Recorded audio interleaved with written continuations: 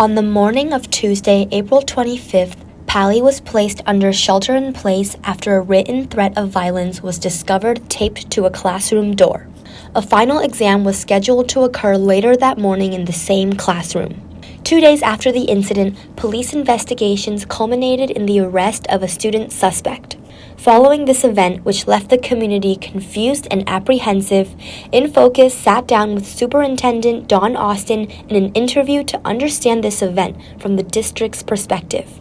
Gun threats threats of any kind are scary, but we do have some very specific steps that we take. And the first thing we do is to analyze and evaluate the information that we have in that moment and make a very quick determination if this is a situation that requires a shelter in place, a lockdown, phone calls to the district office, and in some cases the police department.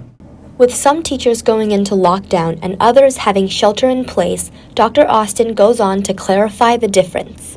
So a shelter in place gives us time to evaluate a situation that we think we've got a pretty good handle on.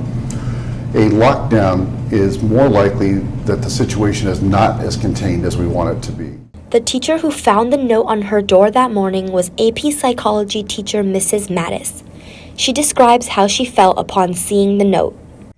So my initial reaction, I think like most people, would be some fear, some trepidation. Certainly my autonomic nervous system got going. As a psychology teacher, Mattis also shares her concerns about students' mental health and well-being. I wonder what this threat of gun violence does to a developing brain, knowing that kids are being raised in a culture where that's something that they hear about, so that's something they wonder about. So, and I don't know what that effect is, but I do wonder how that's changing the developing brain.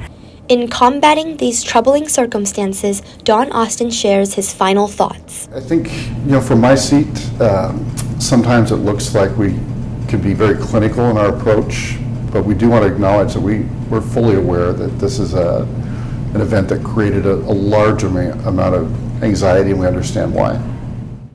In the face of such events, it's more important than ever to support and be there for each other.